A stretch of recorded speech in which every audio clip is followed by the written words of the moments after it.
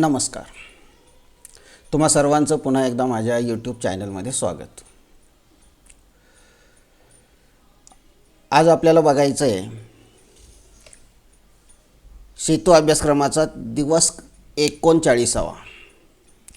याच्यामध्ये आपण चौकोन या घटकाविषयी बघणार आहे.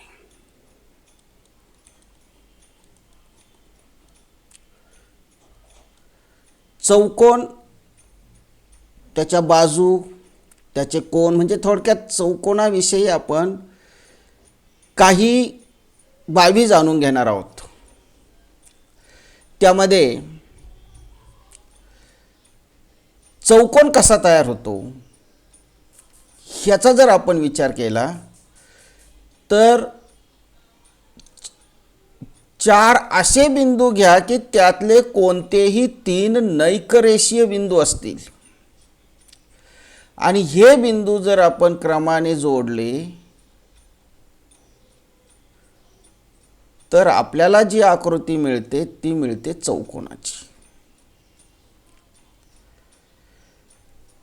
म्हणजे ती जी बंदिस्त आकृती, ही जी आकृती आपल्याला या ठिकाणी मिळालेली ही आहे चौकोनाची आकृती. फक्त यामध्ये एक अट आहे की तुम्ही जे 2 बिंदू जोडणार आहात त्या 2 बिंदूच्या एकाच बाजूला उरलेले 2 बिंदू असले पाहिजे. समजा या ठिकाणी पहा, हा ए बिंदू आहे आणि हा बी बिंदू आहे, हा सी आहे आणि हा डी आहे. ज्यावेळेस तुम्ही ए आणि बी बिंदू जोडता त्यावेळेस उरलेले 2 बिंदू डी आणि सी हे रेषा ए बीच्या एकाच अंगाला आहे, एकाच बाजूला आहे. अशाच पद्धतीनं बी आणि सी बिंदू जोडल्यामुळे जी बी सी ही बाजू तयार होते आणि बी सी मधून जाणाऱ्या रेषेच्या एकाच बाजूला बिंदू ए आणि डी असावेत. अशीच पद्धतीनं डी आणि सी जोडल्यामुळं रेषा सी डीच्या एकाच बाजूला बिंदू ए आणि बी असतील आणि ए डी जोडल्यामुळं ए आणि डी बिंदू जोडल्यामुळं रेषा ए डीच्या एकाच बाजूला बी आणि सी बिंदू असतील. म्हणजे या ठिकाणी समजा 4 बिंदू जर तुम्ही अशा पद्धतीनं जोडले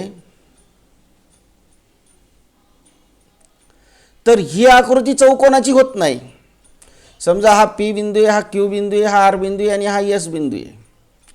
तुम्ही पी आर जोडले पण उरलेले 2 बिंदू रेषेच्या वेगवेगळ्या बाजूला आहे. पी आर या रेषेच्या वेगवेगळ्या बाजूला आहे, क्यू बिंदू एका बाजूला आहे तर आर एस बिंदू एका बाजूला आहे.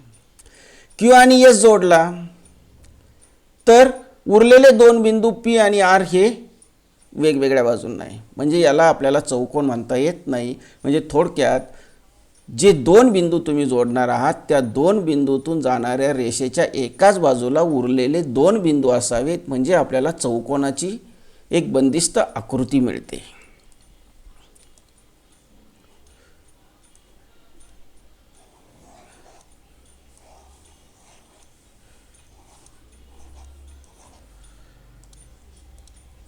आता चौकोन आपल्याला माहिती आहे, हा आहे चौकोन. याला नाव देऊ आपण ए बी सी डी. चौकोनाचे वाचन कसं करायचं ते आपल्याला बघायचं आहे. चौकोनाचं वाचन हे घड्याळाच्या काट्याच्या शिरोबिंदू असतात. चौकोनाला 4 शिरोबिंदू आहेत पहा. हा ए शिरोबिंदू आहे, हा बी शिरोबिंदू आहे, हा सी शिरोबिंदू आहे, हा ए शिरोबिंदू आहे, हा डी शिरोबिंदू आहे, हा सी शिरोबिंदू आहे आणि हा बी शिरोबिंदू आहे. तुम्ही कोणत्याही दिशेने म्हणजे घड्याळाच्या काट्याच्या दिशेने किंवा घड्याळाच्या काट्याच्या विरुद्ध दिशेने चौकोनाचं नाव वाचू शकता. म्हणजे चौकोन ए बी सी डी, चौकोन बी सी डी ए, चौकोन सी डी ए बी आणि चौकोन डी ए बी सी हे झाले घड्याळाच्या काट्याच्या विरुद्ध दिशेने.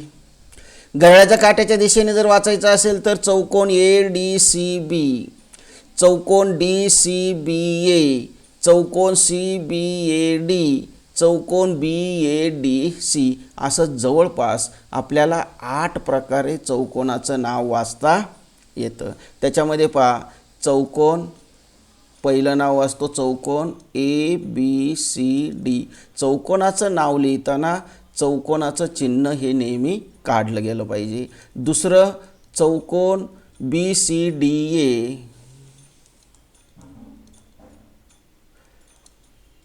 तिसरं चौकोन CDAB.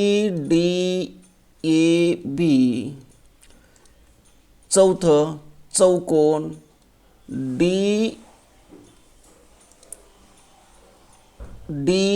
DABC.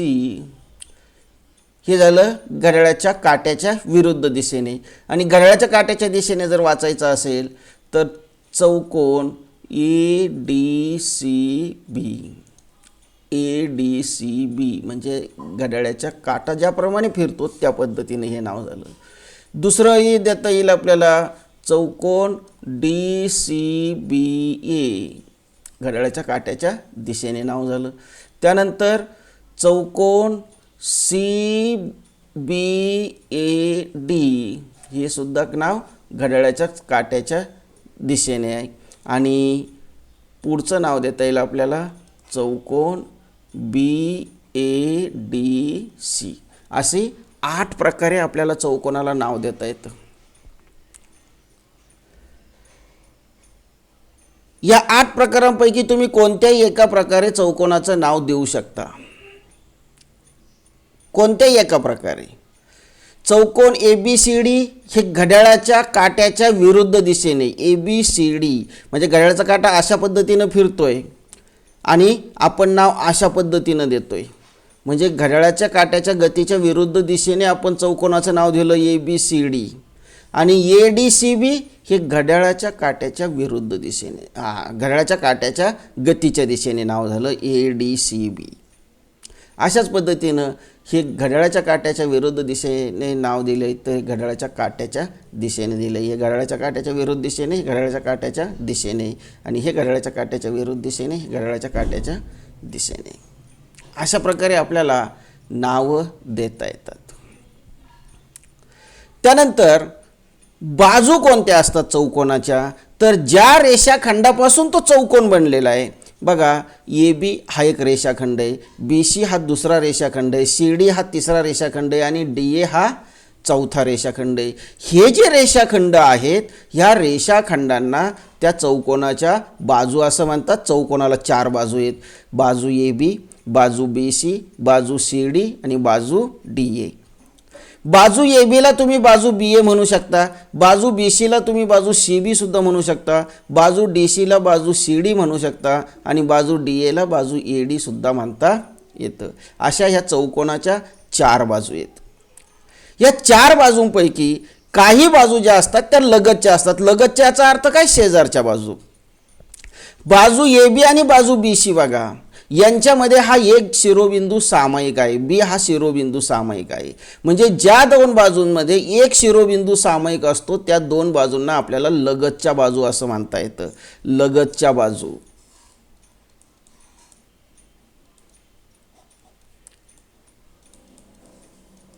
लगतच्या बाजूंची पहिली जोडी येईल बाजू AB आणि बाजू BC. बाजू AB व बाजू BC ही लगतची बाजू झाली. आणि बाजू AB आणि बाजू BC मध्ये B हा एक सामायिक शिरोबिंदू आहे. म्हणजे या दोन्ही बाजूंचा एक एक अंत्यबिंदू हा सामायिक आहे. त्यानंतर बाजू BC आणि बाजू CD या 2 बाजू जर बघितल्या तर त्यांच्यामध्ये C हा शिरोबिंदू सामायिक आहे. दोघांचाही शिरोबिंदू सामायिक आहे दोन्ही बाजूंचा. म्हणजे आपल्याला दुसरी बाजू लिहिता येते, लगतची बाजूची जोडी दुसरी लिहिता येते आपल्याला बाजू BC व बाजू CD. तिसरी बाजू आपल्याला लिहिता येईल बाजू CD आणि बाजू DA. या 2 बाजूंमध्ये बघितलं तर D हा सामायिक शिरोबिंदू झाला म्हणून यांना लगतच्या बाजू म्हणता येईल. म्हणजे बाजू CD बाजू CD व बाजू DA. आणि चौथी आपल्याला सामायिक बाजू मिळते बाजू डी ए व बाजू ए बी, बाजू डी ए आणि बाजू ए बी मध्ये ए हा शिरोबिंदू कसा आहे, सामायिक आहे. बाजू डी ए व बाजू ए बी हे सामायिक शिरोबिंदू झाले. ह्या ज्या चार जोड्या आहेत ह्या लगतच्या बाजूंच्या जोड्या आहेत आणि प्रत्येक बाजूला दोन लगतच्या बाजू आहे. बघा, बाजू ए बी आणि बाजू बी सी ही लगतची बाजू आहे, म्हणजे बी सीला ए बी ही लगतची बाजू आहे आणि बी सीला बाजू बी सी व बाजू सी डी लगतची बाजू आहे, म्हणजे बाजू बी सीला दोन लगतच्या बाजू झाल्या. बाजू सी डीला सुद्धा बी सी आणि डी ए या दोन लगतच्या बाजू झाल्या आणि बाजू डी एला सुद्धा बाजू ए बी आणि बाजू डी सी ह्या दोन लगतच्या बाजू झाल्या आणि बाजू ए बीला सुद्धा बाजू ए बीला बाजू बी सी ही एक लगतची बाजू आहे आणि बाजू डी ए ही सुद्धा एक लगतची बाजू आहे. म्हणजे अशा चार जोड्या आपल्याला लगतच्या बाजूच्या मिळतात. त्यानंतर आहे सम्मुख बाजू.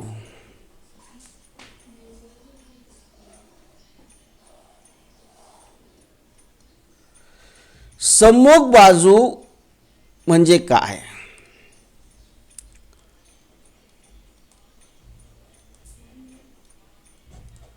सम्मुख बाजू,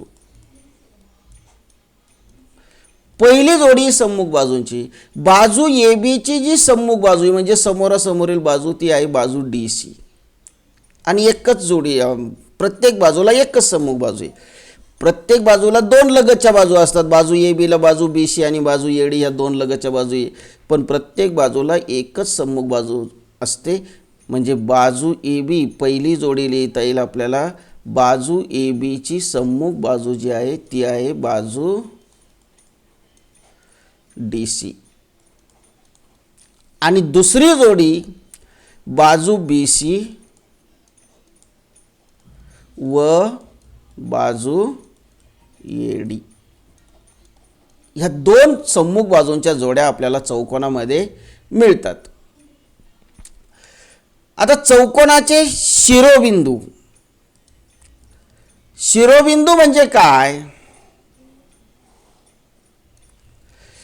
तर चौकोनाचे जे चार कोपरे, हा कोपरा आहे, या कोपऱ्यावरील जो बिंदू आहे त्याला आपण शिरोबिंदू म्हणतो. इथं एक कोपरा आहे, हा कोपऱ्यावरील जो बिंदू आहे त्याला आपण शिरोबिंदू म्हणतो. असा प्रत्येक कोपऱ्यावरीलचा जो बिंदू असतो त्याला शिरोबिंदू म्हणतो. याला म्हणतात शिरोबिंदू ए, ह्या बिंदूला म्हणतात शिरोबिंदू बी, ह्या बिंदूला म्हणतात शिरोबिंदू सी आणि या बिंदूला म्हणतात शिरोबिंदू डी.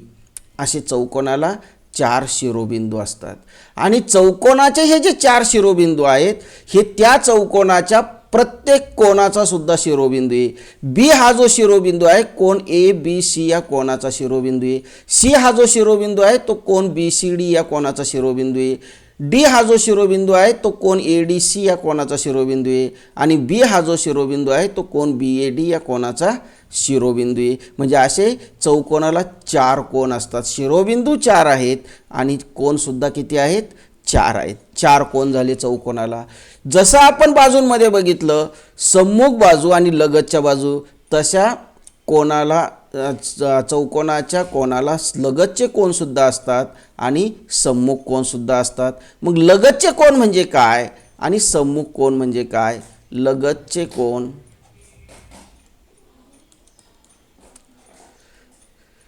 तर पहिली जोडी येते लगतच्या कोनांची. कोन ए बी सी व कोन बी सी डी. कोन ए बी सी म्हणजे हा कोन झाला आणि कोन बी सी डी म्हणजे हा कोन झाला. ही दोन्ही लगतची कोन आहेत. मग लगतचे कोन म्हणजे काय सांगता येईल? तर या दोन्ही कोनांमध्ये बाजू बी सी ही कशी आहे? सामायिक आहे. म्हणजे चौकोनाच्या ज्या दोन कोनांची एक बाजू सामायिक असते त्या दोन कोनांना लगतचे कोन असं म्हणतात. म्हणजे या ठिकाणी कोन बी आणि कोन सी हे लगतचे कोन होतील कारण कोन बी आणि कोन सी मध्ये बाजू बी सी ही सामायिक आहे. दुसरी जोडी कोन बी सी डी व कोन सी डी ए. बघा, कोन बी सी डी आणि कोन सी डी ए या दोन्ही कोनांमध्ये जर आपण बघितलं तर सी डी ही त्यांची सामायिक बाजू आहे. तिसरी जोडी येईल कोन CDA,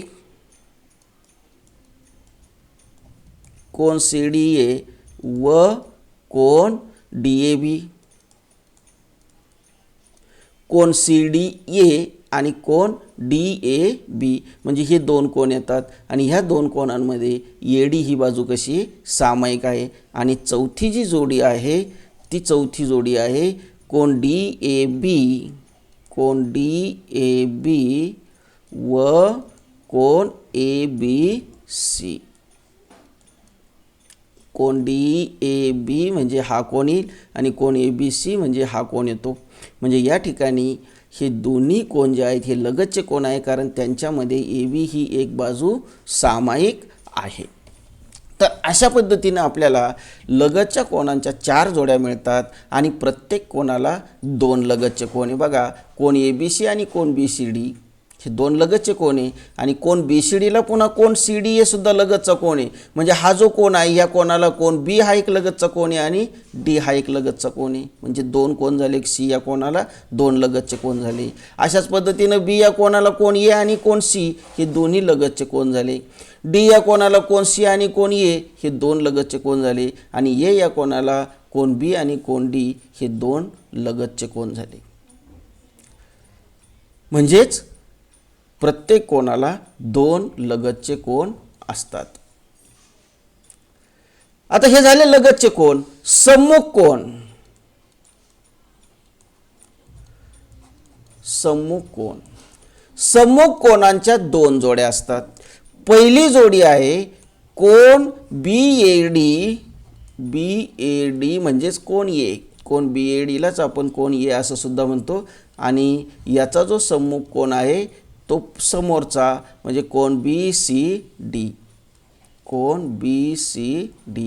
तुम्ही या 2 कोनांमध्ये जर बघितलं कोन A आणि कोन C मध्ये जर आपण बघितलं तर या ठिकाणी ह्या दोन्ही कोनांची एकही भुजा सामायिक नाही.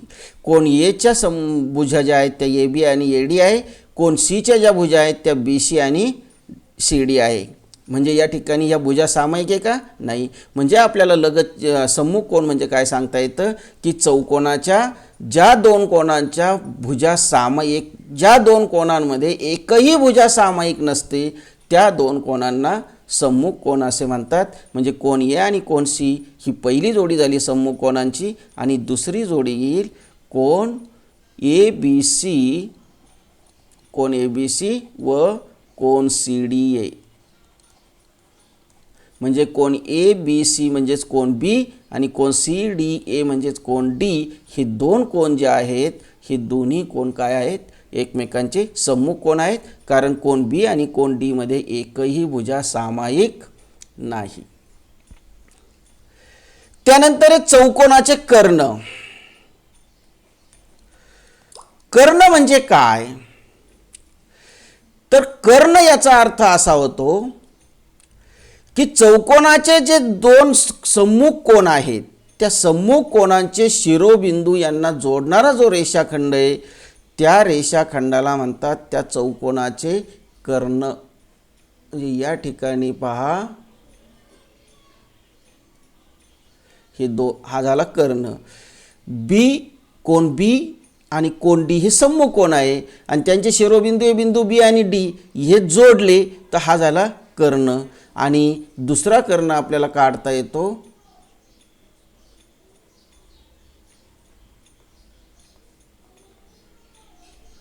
हा एक कर्ण दुसरा आपल्याला काढता येतो. तर या ठिकाणी पहा असे 2 कर्ण आपल्याला काढता येतात.